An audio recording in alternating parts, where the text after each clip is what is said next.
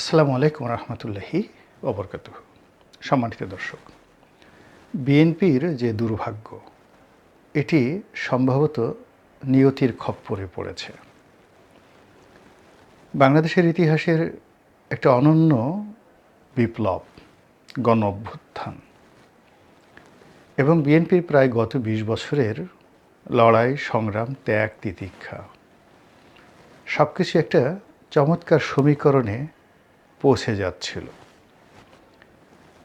কিন্তু নিয়তি এখানে এমন খেলা খেলছে, যার কারণে অতীতের যে -2 ফর্মুলা, এটি নিয়ে আবার আলোচনা হচ্ছে এবং প্রায় সবাই যারা রাজনৈতিক বিশ্লেষক এবং রাজনীতির সঙ্গে যারা সম্পৃক্ত, বিএনপি যারা শীর্ষ নেতা, তারাও বুঝে গিয়েছেন যে আগস্ট জুলাই বিপ্লবের পর যত দ্রুত এবং যত সহজে বিএনপি ক্ষমতায় যাওয়ার স্বপ্ন দেখেছিল, সেই স্বপ্নটি ক্রমশ দুঃস্বপ্নে পরিণত হচ্ছে। কিভাবে দুঃস্বপ্নে পরিণত হচ্ছে? এমনিতেই বিএনপির বিরুদ্ধে হাজার হাজার মামলা, বিএনপির লাখ লাখ নেতাকর্মী এই মামলার জালে আবদ্ধ।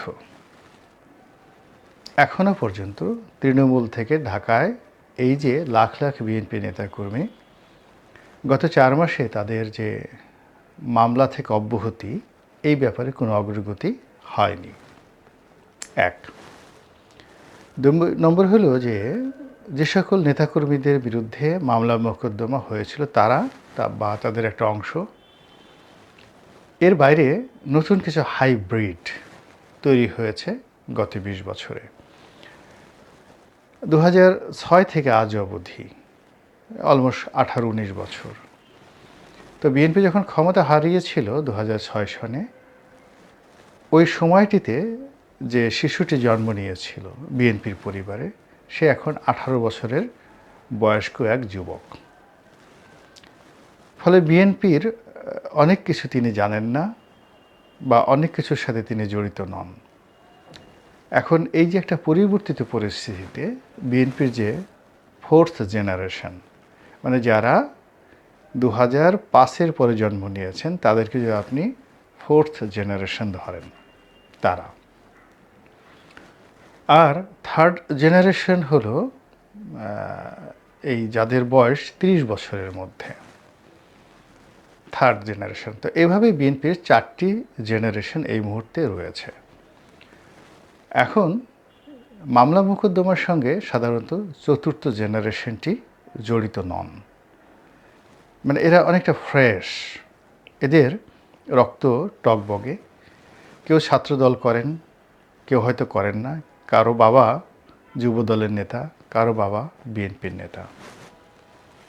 তো এই 4র্থ জেনারেশনের একেবারে টগবগে যারা তরুণ রয়েছেন, তাদেরকে টার্গেট করে বিভিন্ন এলাকাতে যত দুর্নাম বদনাম, ধরুন চাঁদাবাজি, দখল বাণিজ্য, হুমকি ধামকি, মামলা মোকদ্দমা ইত্যাদি যত বদনামগুলো রয়েছে, খুবই সুকৌশলে এই 4র্থ জেনারেশনকে টার্গেট করা হয়েছে। ফলে চলমান যে বিএনপির মামলাগুলো রয়েছে, সেই মামলার সঙ্গে যদি কোনো কারণে গণেশ উল্টে যায়, অর্থাৎ একটি ২-১১ বা আরেকটি ১-১১, এটি যদি শুরু হয়ে যায়, তাহলে সবার আগে বিএনপি নেতাকর্মীদেরকে টার্গেট করা হবে এবং 3টে জেনারেশন তো আলটিমেটলি মামলা মোকদ্দমায় শেষ, 4র্থ জেনারেশনটিকেও শেষ করে দেওয়া হবে। আপনারা যদি ঢাকা বিশ্ববিদ্যালয় ক্যাম্পাস কিংবা ঢাকা কলেজ বা বিভিন্ন ক্যাম্পাসে যান, সেখানে দেখবেন যে ছাত্রদলের যে তারুণ্য, সেই তারুণ্যের বাঁধভাঙা জোয়ার। কিন্তু এটা 1 মাস আগে ছিল না। 1 মাস